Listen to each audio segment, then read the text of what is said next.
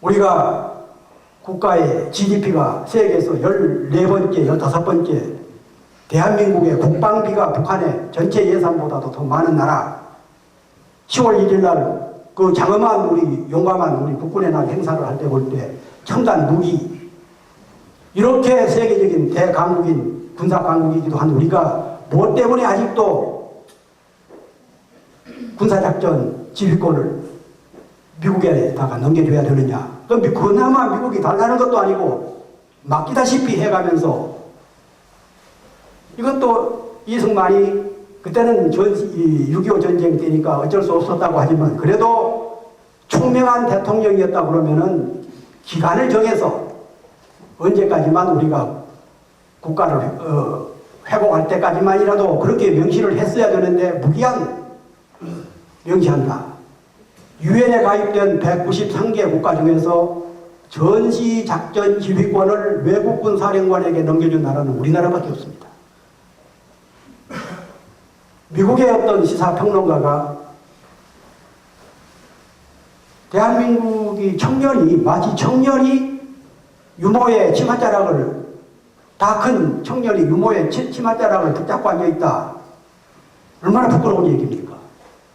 이 얘기는 그만하도록 하고, 그래서 이 김부식 세력이 결국은 이제 그 보수 세력이, 수구 세력이 개혁 세력을 타도하고 다시 집권을 해서 조선왕 고려가 멸망하고 그랬습니다만은, 신채호 선생이 바로 이것을 빗대서 조선 1000년대의 제1대 사건이라고 그랬는데, 저는 다시 이것을 빗대서 1949년 6월 6일 날 이승만 대통령이 반민특위를 짓밟아버리는 것이 우리 민족 정기를 훼손하는 대한민국 정부 수립 이래 정신사적으로는 제1대 사건이다. 실제로 누구를 미워해서가 아니라, 또 인간이 아까 사단 7정 얘기도 했습니다만은, 자비를 베풀 때는 베풀어야 되고, 인정을 베풀 때는 베풀고, 용서를 베풀 때는 용서를 할 때는 해야 되는데, 그러나 이것은 사적인 문제가 아니라 국민적인 문제고, 민족적인 문제고, 민족 정기 문제고, 사회 정의 문제고, 2차 대전 후에 반민족 행위자를 처리하지 못한 나라는 아까 말씀드렸죠. 프랑스 같은 나라는 어떻게 처리했습니까? 프랑스 나치 지배하에서 15일 이상 발간된 신문, 잡지, 통신, 여성지 이런 거 전부 다 폐간시켜버렸어요. 특히 언론인 지식인들한테 책임을 준엄하게 물어야 된다 해가지고 처칠이 아니죠, 드골. 그래서 10만 명 이상을 공민권 제한하고 처형을 하기도 수천 명을 처형을 했습니다. 4년밖에 지배를 받지 않았는데도. 그래서 지금 프랑스의 그런 정의로운 사회, 우리는 그에 비해서 이승만이 그렇게 하다 보니까 결국은 민족 반역자들을 하나도 처리를 못하고, 원래는 1951년 8월까지 기간 동안에 처리하기로 했는데, 김상덕 위원장 이런 분들이 다 사퇴되고 나가버리니까 이인 변호사가 나중에 법무부 장관도 하고 있죠. 이 사람이 이제 이승만의 추종자였는데, 이 사람을 대리로 임시로 맡겨놨는데, 옛날 지금이나 뭐 권력의 눈치 보다 보니까 유야무야 돼버리고, 그래서 친일파 청사는 결국은 한 사람도 용두삼이라는 말이 있죠. 그런데 이것은 꼬리도 없었습니다.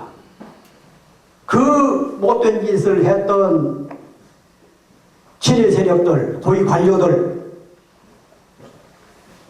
밀정들, 경찰관, 이런 사람들을 한 명도 처리를 못함으로써 우리 민족이 정의를 잃어버리는, 그리고 이제 이승만이 쫓겨났습니다마는, 그래서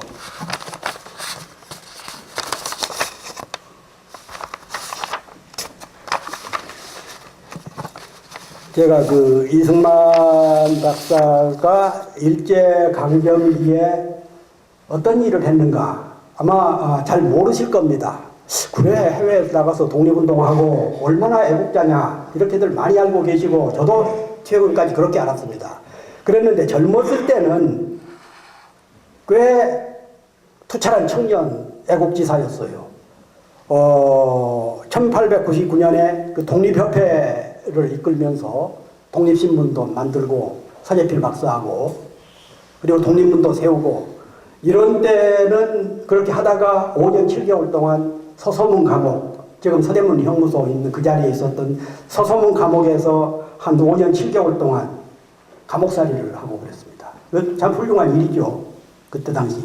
그러면서 그때 독립정신이라는 책도 쓰고 그때 미국 선교사들하고 이제 알게 돼가지고 영어를 감옥 안에서 유창하게 배우고 그 선교사들 도움을 많이 받았습니다. 그러다가 출감해서 그 청년 상동 동지회라는 그 상동교회라는 데가 있습니다. 지금도 있는데 거기가 그 일제 대한제국 말기 일제 초기 때 우리 독립운동가 그 온실 동거이였는데 여기서 한 교장을 한 3주 하다가 친일파로 소문이 난 미국인 감리교 감독 해리스라는 사람이 있는데 이 사람이 아주 유명한 그 미국의 기독교인 감리교 선교사라는 타이틀을 들고 와서도 일본 앞잡이 노릇을 했던 사람입니다. 이 사람의 소개로 미국을 갔어요. 그러니까 미국 감리교회에서는 보니까 이 이승만이라는 사람이 참 영특하고 외모도 잘생기고 그리고 조선 민중들로부터 지지도 받고 있고 그래서 이 사람을 조선의 기독교 책임자로 만들어가지고 키워가지고 조선 선교에 앞장세우겠다라는 생각을 가지고 그 일본 총독부에다 얘기를 해가지고 미국으로 건너가게 했죠. 이때부터 좀 무심스럽더라고요. 그랬는데 처음에 이제 미국 가서는 그 한미 수호조약이라는 게 있었죠. 조미 수호조약, 조선하고 미국하고 수호조약 이런 것을 왜 안 지키냐 하고 미국에 가서 따지기도 하고 루즈벨트 대통령을 만나서 그런 부분을 항의도 하고 그랬습니다. 청년 혈기로. 그래서 이런 것들이 국내 언론에 보도가 되면서 청년 지사 이승만, 위대한 그레이트 이승만 리 이렇게 국민들한테 잘 머리에 박혀지기 시작을 했는데 그리고는 그때 최근에 이제 우리 국내 언론에도 보도가 됐습니다만 그때 이승만이 일진회 대변인이었다라는 기록이 최근에 나왔죠. 일진회가 어떤 단체입니까? 우리나라를 일본한테다가 매국하자고 청원을 냈고 우리 독립운동가들을 탄압하고 했던 일진회 대변인이었다. 그때 이런 게 보도가 되기 시작했고 그리고 이제 조지 워싱턴 대학하고 하버드 대학 이런 데서 공부를 해서 박사학위까지 받았습니다. 지금도 저도 그 책을 쓰면서 아직 구명을 못했습니다만은 석사학위 받은 날하고 박사학위 받은 날이 똑같은 날이에요. 이것은 그때나 이제나 있을 수가 없는 일인데 어떻게 그렇게 그런데 그런 것들이 미국의 감리교회 선교사들, 감리교 기독교인들의 어떤 그런 그 지원 이런 것 때문에 가능했던 거고 그리고 그 박사학위 논문 제목이 미국의 영향을 받은 국제법상 중립. 그래서 저는 처음에 우리나라를 그 중립화시키기 위해서 미국, 일본, 러시아 이런 나라들로부터 그런 강대국에 둘러싸여 있으니까 우리나라를 중립화시키기 위한 어떤 그런 논설이 들어있는가를 하고 상당히 깊이 살펴보니까 우리나라 얘기는 한마디도 없어요. 그리고 미국이 어떻게 다른 나라들 중립화에 기여를 했는가 이런 글만 썼더라고요. 그러니까 한국 사람이 한국의 민족주의자라고 그러면 적어도 우리 본국의 문제를 이렇게 외면할 수가 있는가. 그러나 그런 것까지는 또 그렇다 치더라도 그 하버드 대학에 재학 중에 1908년 그 한국의 우리나라의 장인환, 전명훈 두 열사가 두 지사가 스티븐스를 처단했지 않았습니까?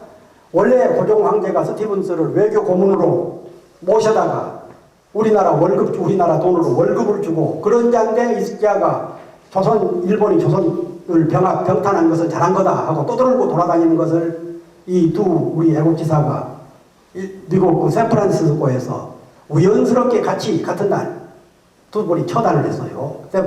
스티븐슨을 중학교, 고등학교 교과서에 다 나온 얘기 아닙니까?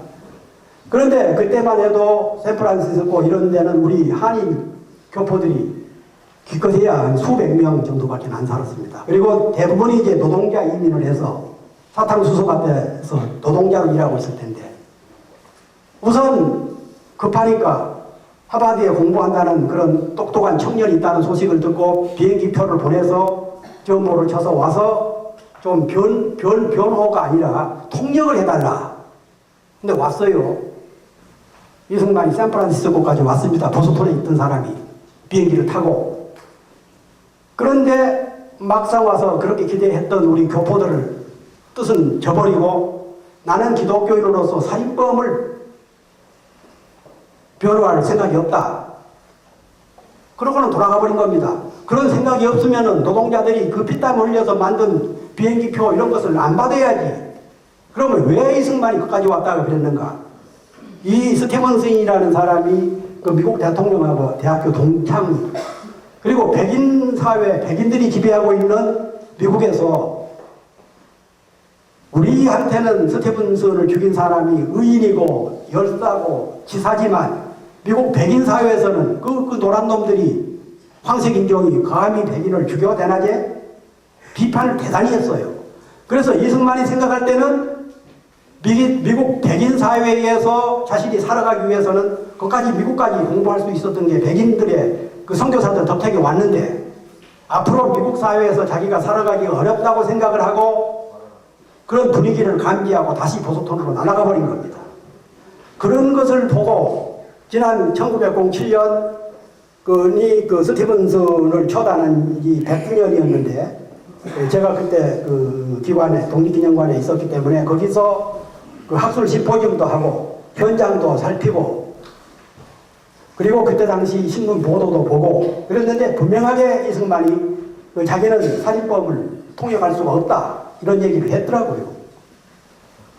그리고 미국 한국에 있는 이제 그 선교사들 요청으로 1910년 10월 달에 미국에 갔던 이승만이 5년 만에 귀국을 했습니다. 1910년 8월이라고 그러면은, 8월 말이라고 그러면은 어떤 때입니까? 1910년 8월 29일 날 나라가 망했지요. 국치, 강제 병탄. 그때 우리 애국지사들 많은 사람들이 감옥에 가고 많은 사람들이 해외로 망명을 하고 그럴 때 이승만 박사는 들어왔어요. 국내로 들어와서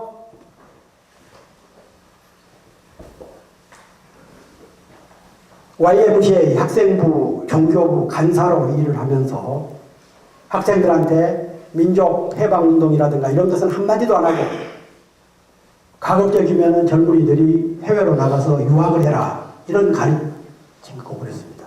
그리고 그 무렵에 그 백오인 사건 있었죠. 그 독립운동가들, 기독교인들 이런 분들이 그 일본 총독 데라우치 총독을 암살하려고 했다라고 이제 날조한 거죠. 데라우치라는 놈이 부임을 해가지고 그 평안도 지역에 기독교가 특히 심했죠. 강했죠. 그쪽에 있는 기독교인들, 독립운동가들 이런 그 사람들을 일망타진하기 위해서 한 800명 정도를 거의 다 체포 구속을 했습니다. 그리고 그 중에서 이제 105명을 골라서 기소를 했는데 그 중에서 여러 사람이 고문당해서 죽었죠. 그게 백오인 사건 아닙니까? 그런데 이 백오인 사건이 일어나는 등 국내에서는 그렇게 애국지사들이 고통을 당하고 순환을 당하고 있는데 이 박사는 YMCA 간사로서 그렇게 거의 이런 일에 협력도 하지 않고 그러다가 워싱턴 포스트지 회견에서 병탄 후에 일제가 조선을 강제 병탄한 후에 3년이 지나가는 지금 한국은 낡은 인식과 인습과 지배하는 느림보 나라에서 활발하고 떠들썩한 산업 경제의 한 중심국가로 변하고 있다. 그런 얘기를 했습니다. 웰시 워싱턴 포스트지하고 회견에서. 이것이 바로 오늘날 식민지 근대화론의 원조격이 될 수가 있는 것이죠. 왜 이런 것들을 이렇게 이건 제가 이런 얘기 지원했다가 고인에 대한 명예훼손 금방 붙잡혀 들어갑니다. 증거 다 가지고 있습니다. 이렇게 해서 거의 독립운동을 외면하고 일본 식민 지배를 찬양하다가 다시 미국으로 건너가서, 그러니까 그때 그 박용만 선생이라고 무장 독립운동을 주장했던 분 기억나시죠? 이분이 그 이승만하고 의형제를 맺었던 분인데 한 경성 감옥에도 같이 갔고, 그래서 1년 먼저 석방이 돼서 미국으로 건너가서 미국에서 상당히 터전을 잡았습니다. 그래서 이분이 박용만 선생이 이승만이 이제 감옥에서 나오고 한국에서 있으니까 미국으로 초청을 했어요. 그랬는데 그때 박용만 선생이 미국으로 갈 때 이승만 박사가 젊었을 때 결혼을 해가지고 아들이 하나 있었습니다. 그 8살 먹은 아들을 데리고, 지금은 뭐 비행기 타면 12시간, 10시간이면 갑니다만 그때는 배를 타고 한 달간, 그리고 이승만 박사가 감옥에서 썼던 독립정신이라는 원고를 챙겨가지고 미국으로 건너가서 아들을 이제 키워주고 그랬는데 결국은 그 아들이 나중에 미국에서 병으로 죽었습니다만은 자기를 미국으로 초청했던 박용만 선생을 쫓아내버린 겁니다. 하와이에서. 배은망덕한 거죠. 그런 게 지내면서 그 하와이에는 그때 당시 우리 조선 동포들이 참 수백 명, 수천 명이 그렇게 있었는데 그걸 분열시켜버리고, 이승만은 그 단체가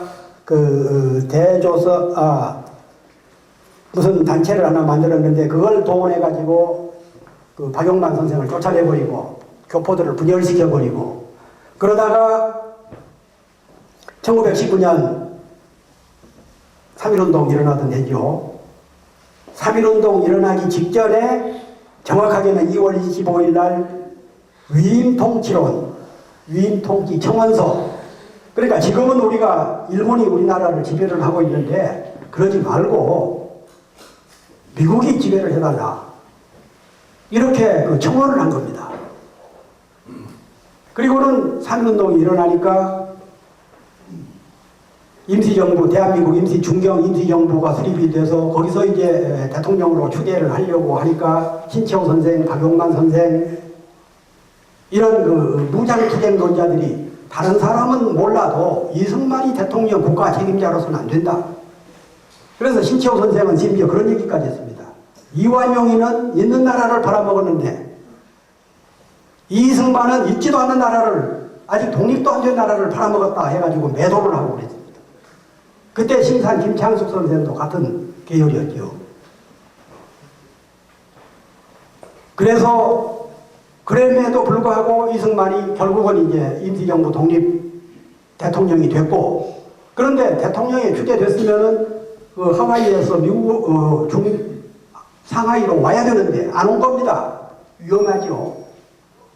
1년 6개월 만에 하와이에서 상하이까지 왔는데 막상 와서 보니까 제대로 그 얼마나 기대를 했겠습니까? 독립운동가들이 먹을 것도 없고 전략도 참 어렵고, 3.1운동 일어나던 1919년 이때는 국내에서 청년들이 많이 몰려가고 독립성금도 많이 내고 그랬지만 일제가 워낙 강하게 차단해버리고 하니까 젊은이들도 못 오고 독립운동가들이 거의 산거지 노릇을 하고 있을 때 이승만이 오기로 왔는데 아무런 비책도 안 가지고 오고, 그리고는 오히려 자기 사람으로 임시정부를 포진을 하고, 그래서 임시정부가 분란에 휩싸이고, 그러다가 얼마 후에 이승만 탄핵을 했습니다. 임시정부 의정원에서 묵했죠.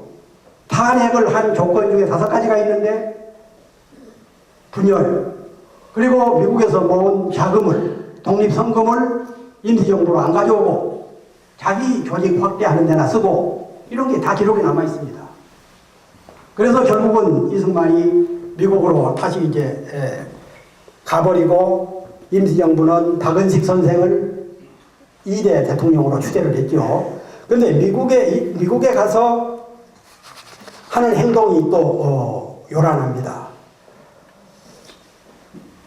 우선 그 여러 가지가 있습니다만은 시간 관계상 몇 가지만 줄이면은 그 자기가 운영하던 한인 기독교 학원 남녀 학생 20명을 모아서 일본 주 하와이 영사관에서 비자를 받아가지고 여권을 받아가지고 한국을 방문을 했어요. 독립운동 대통령이 일본의 영사관에서 비자를 받아가지고 이런 것이 임시정부 아무리 쫓겨난 대통령이라고 하지만 이렇게 할 수가 있는가. 그리고 중일전쟁이 일어나고 미국하고 일본이 전쟁을 하고 그러니까 이분이 그때도 그런 얘기가 많았습니다. 외교에는 귀신, 뭐 내정에는 등신, 뭐 그런 얘기들이 있었죠. 그래서 미국에서 보니까 미일전쟁 일본이 미국을 침략을 하니까 하와이에 진주만을 복귀하지 않았습니까? 그러니까 재빨리 미국 본토로 워싱턴으로 가서 그 김구 선생이 중경에서 이제 주석인데 김구 주석한테다가 편지를 써서 나를 다시 그 주미 외교위원회 위원장으로 임명을 해달라. 그래서 임명을 해줬어요. 김구 선생이 해준 겁니다. 그런데 그 전에 그런 움직임이 있기 때문에 그 우리 교포들 사회 지도자들이 임시정부에다가 탄원서를 내서 이승만은 안 된다. 미국 우리 교포 사회를 분열하는 핵심 책임자다. 이런 여러 가지를 했는데 그러나 중국에서 생각할 때는 그런 걸 잘 몰랐으니까 또 주의 외교를 필요하면은 하버드대 출신이고 해서 잘 먹힐 줄 알았는데 그것이 이제 잘 제대로 안 되니까 나중에는 이게 쉽게 그 임시정부에서 승인을 안 해주니까 미국 임시정부를 새로 만들라고 했어요. 그래가지고 뭐 외무위원장은 누구, 재무위원장은 누구, 그래서 임명까지 다 했습니다. 막상 그렇게 하니까 거기에 있는 교포 지도자들이 우리 임시정부가 중경에 있는데 또 임시정부를 만드느냐 해서 다 반대를 해버리니까 결국은 무산되어 버렸어요. 그때 그런 짓만 안 하고 교포들을 중심으로 해서 그래서 미국이 우리 임시정부를 승인을 하지 않은 이유가 우리 중경에 있는 임시정부가 미국 정부에다가 청원을 했습니다. 우리 대한민국 임시정부를 인정을 해달라. 국제적으로 승인을 해달라.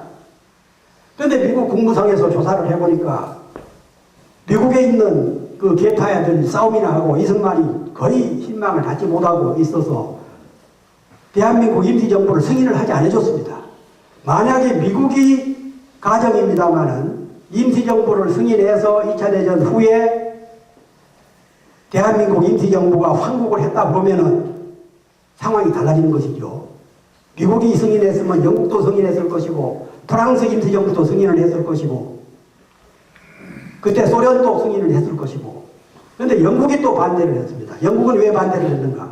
인도라든가 이런 데 식민지를 가지고 있는데 미국이 대한민국 임시정부를 승인하면은 인도에서도 해달라고 할 거고 그래서 영국이 반대를 했고 또 미국이 조사를 해보니까 그렇게 분열돼 있어서 미국에 있는 그 지도자들의 분열상을 보고 임시정부를 승인을 안 해준 게 우리한테는 천추의 한이 되거든요.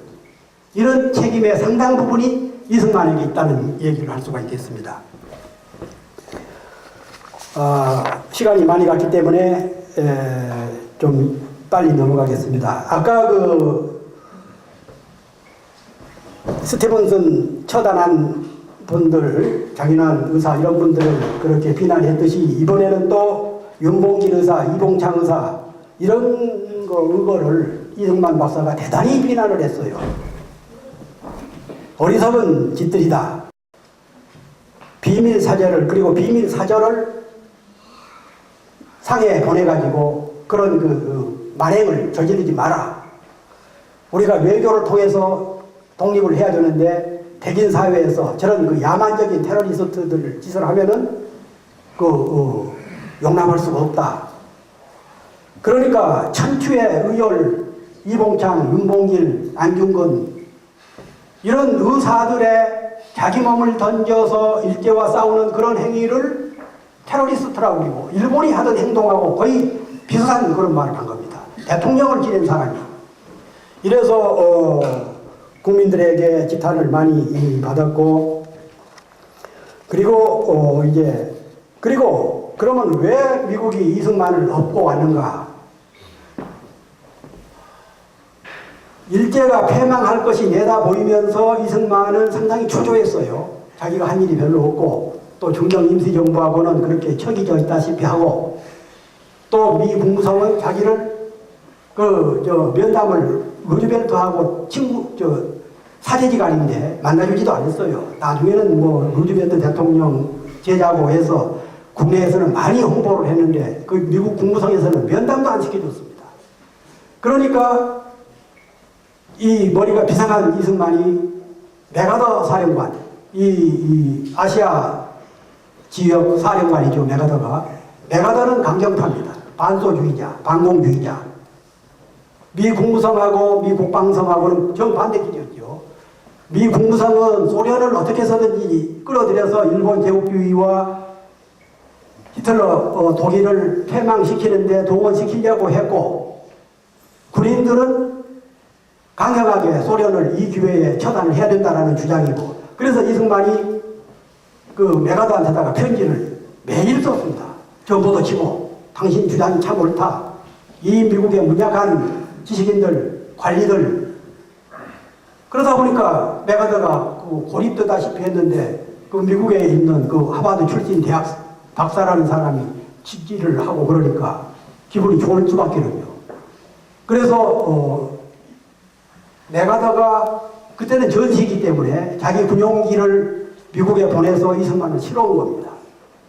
도쿄까지, 일본 도쿄까지. 그리고 주한 미 군정 사령관 누구죠? 하지. 하지도 미국으로 일본으로 오라고 그리고 그래서 3자 회담을 했어요. 하지. 그러니까 이승만은 미 국무성보다는 미 국방성의 지원을 받고 그리고 더욱 놀라운 것은 귀국을 했는데 어떻게 해서든지 김구보다 빨리 들어오려고 메가더한테 매달린 겁니다. 김구가 중경에서 먼저 조선에 들어와서 환대를 받고 정치 세력을 펴면 자기가 설당이 없다는 것을 그러니까 정치적인 규제 이런 부분은 김구가 따라갈 수가 없죠. 그런데 들어올 때 그 윤치영 씨가 그 나중에 국회의장도 하고 했던 공화당 의장도 하고 했던 윤치영 씨 있지요. 윤보선 씨 삼촌. 이 사람이 쓴 글을 보니까 귀국을 할 때 미군 대령복을 입고 왔더라고요. 독립운동을 했다는 임시정부의 대통령을 했다는 분이 미군 대령복을 입고 김포공항에 온 겁니다. 그래서 결국은 이제 여러 가지 곡절 끝에 김구 선생 암살당하고 1949년에 1948년에 대한민국 정부가 수립이 됐는데 아까 말씀드린 대로 반민특위는 그렇게 해서 이제 해체됐고 그 이전에 이승만 세력이 공안 정국을 만들기 위한 거 예나 지금이나 정부가 어려우면은 공안 동원하는 게 아주 그때부터 시작된 건데 국회에서는 자기 세력이 거의 없고 국민들은 자기보다는 백범을 더 지지한 것 같고 백범은 분단 정권에는 참여하지 않겠다고 해가지고 결국은 야인인데 물러나 있는데 1949년 5월 달에 소위 말하는 남조선 국회 불합치 사건 국회의원 10몇 명 그때 당시 외국군 철수 남쪽에 있는 미군 북쪽에 있는 소련군 양군 철수 그리고 반민특위법 제정 이런 게 김약수 국회 부의장이라든가 노일환 의원이라든가 이런 분들이 앞장서서 만들었던 분들인데 공교롭게도 이 사람들이 국회 불합치다 남노당 불합치다 해가지고 구속됐습니다. 13명이. 그리고 6월 6일 날 반민특위가 해체되고 6월 26일 날 김건우 선생이 암살당하고 그걸로 끝나버린 겁니다. 그리고는 조금 있으니까 6.25 전쟁이 일어나고 그래서 이승만 천지가 됐는데 더욱 놀라운 것은 이승만 대통령이 물론 1960년 6월 25일 날 북한 인민군이 스탈린의 그 협의하에 전면 남침한 것은 그건 기정사실입니다. 그런데 막상 인민군이 전면 침투를 했는데 이승만은 6월 25일 날, 일요일 날 경무대 그 호수 무슨 호수인가 경여루 낚시질을 하고 있었어요.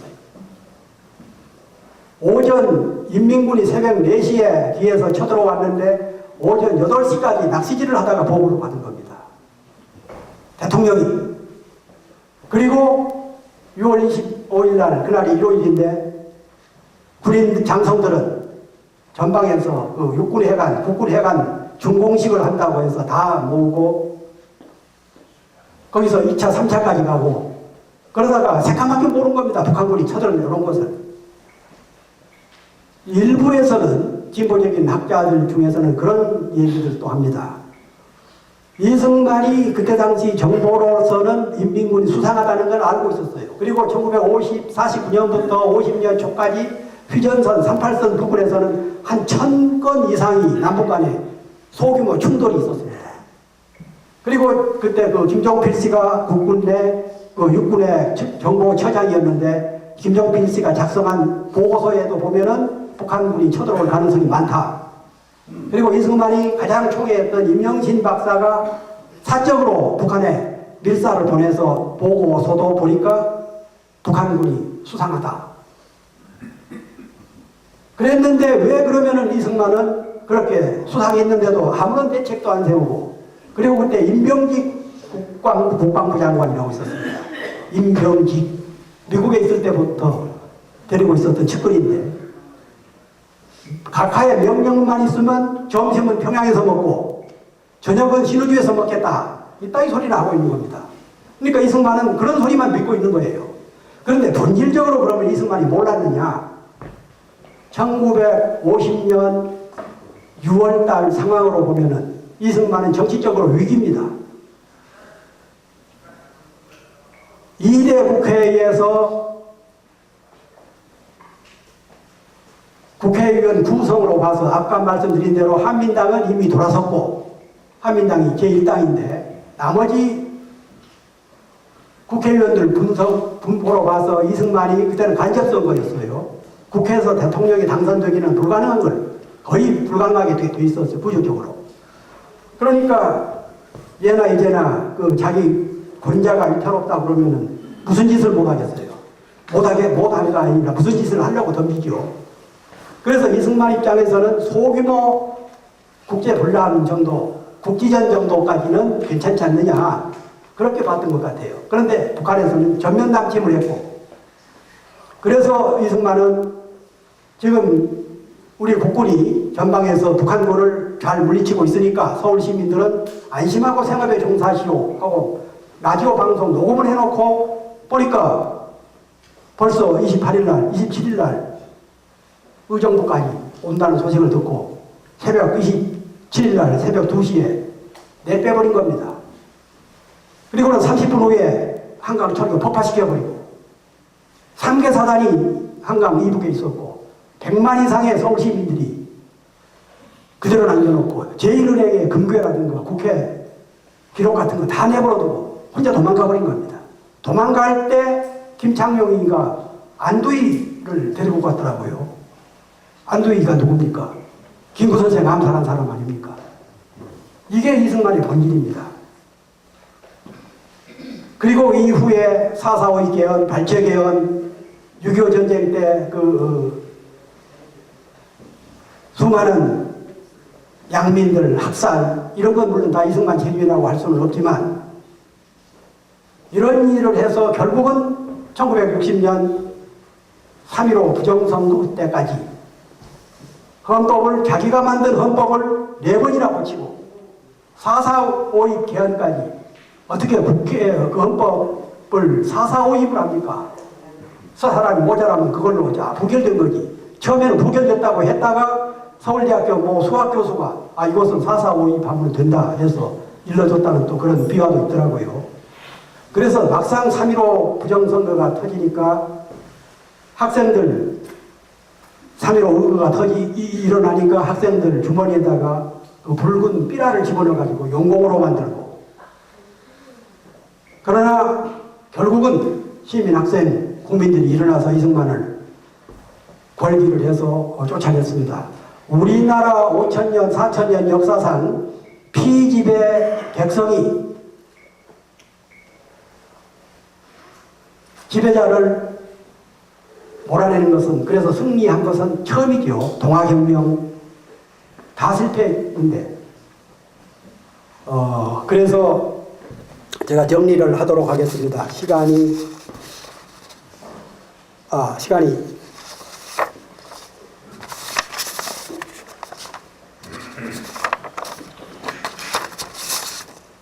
최근에 다시 원점으로 돌아와서 최근에 그 국사편찬위원장, 저는 참 안타깝기도 하고 우리 장래를 위해서 이래서는 안 되는데 하는 불안감도 있고 그렇습니다. 그런데 거기다가 또 오늘 신문에 보니까 아들 국적까지를 포기를 해서 미국 국적을 가지고 있다라는 보도까지 나오는데, 이분이 이승만 박사를 어떻게 칭찬을 했는가 자기 책에다가 이런 글을 썼더라고요. 이승만은 로마 제국의 기독교화에 기여한 콘스탄티누스 대제의 공적에 비견된다. 이 참 학자라는 사람이 이렇게 주장하기는 쉽지가 않은데, 두 번째는 이 대통령의 업적은 조선 3대 임금 태종, 고대 중국의 진시황, 이스라엘 민족을 구출한 모세 등과 비교된다. 기독교인들이 들으면 참 어떨지 모르겠습니다. 그리고 우리나라에서 가장 돋보이는 독립운동가다. 그리고 한국 역사상 최초의 민주공화국을 건설하고 초대 대통령이 되는데 필요한 자질과 경력을 구비했다. 이런 부분들. 그리고 김대중 대통령의 햇볕 정책은 친북 정책이다. 근데 이 부분에 대해서는 좀 설명을 해야 될 것 같습니다. 우리나라 헌법 전문에 조국의 민주개혁과 평화적 통일의 사명에 입각하여 정의, 인도와 동포애로서 민족의 단결을 공고히 한다. 우리나라 헌법 전문에 이렇게 나와 있습니다. 조국의 민주개혁과 평화적 통일의 사명에 입각해서. 그리고 헌법 66조 3항에는 대통령은 조국의 평화적 통일을 위한 성실한 의무를 진다. 이것은 대통령이 우파냐 좌파냐 진보냐 보수냐를 떠나서 그럴까 봐서 6월 항쟁 이후에 헌법을 만들 때 대통령은 조국의 평화 통일을 위한 성실한 의무를 진다고 헌법에다 규정을 해놨습니다. 그리고 대통령은 69조에 얼마 지난 2월 25일 날 박근혜 대통령도 선서를 했죠. 나는 조국의 평화적 통일과 국민의 자유와 복리의 정진을 위해서 몸을 바친다. 뭐 이런 얘기들이죠. 그 중에서 조국의 평화적 통일. 이승만이 대통령을 할 때 걸핏하면 북진 통일. 백두산 명봉에 태극기 날리고 아무런 준비도 없이, 그리고 전시작전권을 미국에다 넘겨줬으면서 빈말로 국민을 현혹한 거죠. 그렇게 북진 통일, 무력 통일이 안 된다는 것은 6.25 전쟁 때 이미 결판이 났습니다. 그렇지 않았습니까? 북한이, 인민군이 부산, 포항 앞까지 쳐들어왔지만 유엔군이 16개국이 참전을 해서 몰아냈고 쫓아냈고, 그리고 남한군하고 대한민국 국군하고 유엔군이 평양까지 올라갔지만 중공군이 내려오면서 중국군이 내려오면서 또 쫓겨나왔고, 결국은 양대 진영, 해양 세력과 대륙 세력에 겹에 있는 대한민국으로서는 자유진영이든 공산진영이든 무력 통일은 안 된다는 게 이미 설정이 되어 있고 지금은 더 그렇습니다. 중국이 포기를 하겠어요? 미국이 포기를 하겠어요? 그러면 평화 통일밖에는 길이 없는데, 그래서 김대중 대통령이 6.15 선언, 3단계 통일론, 이래서 남북 화해, 협력, 구조 이런 것을 만들었는데, 이것을 DJ의 햇빛 정책은 친북 정책이다. 이것이 시중 잡배들이, 우리들이 술 먹고 이렇게 하고 욕하고 할 수 있는 것은 그건 가능하지만, 대한민국의 유일하게 국사 편찬을 책임 맡은 수장이 이렇게 주장을 한다는 것은, 이것은 우리나라 헌법을 위반하고 우리 국민들을 위반한 겁니다. 햇빛 정책, 이것이 국제적으로 승인이 돼서 노벨 평화상까지 받았는데, 그건 그분을 좋아하든 싫든 간에. 그리고 또 한 가지는 노무현이 미국에 당당해야 한다고 한 것은 반미 정책이다.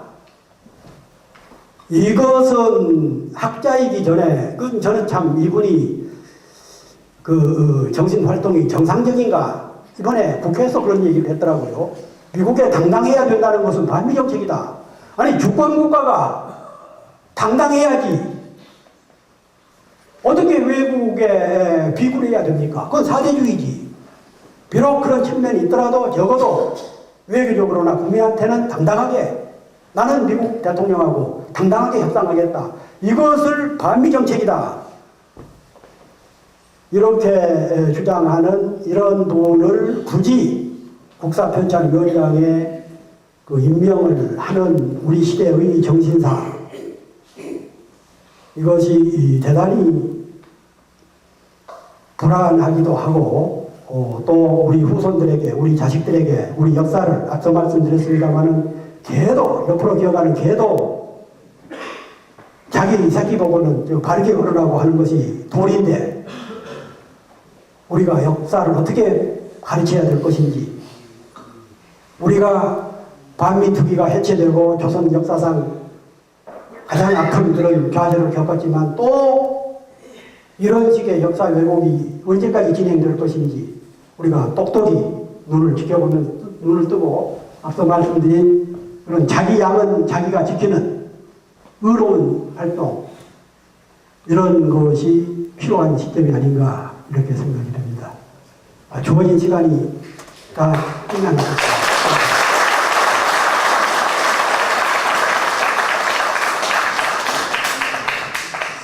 네, 감사합니다.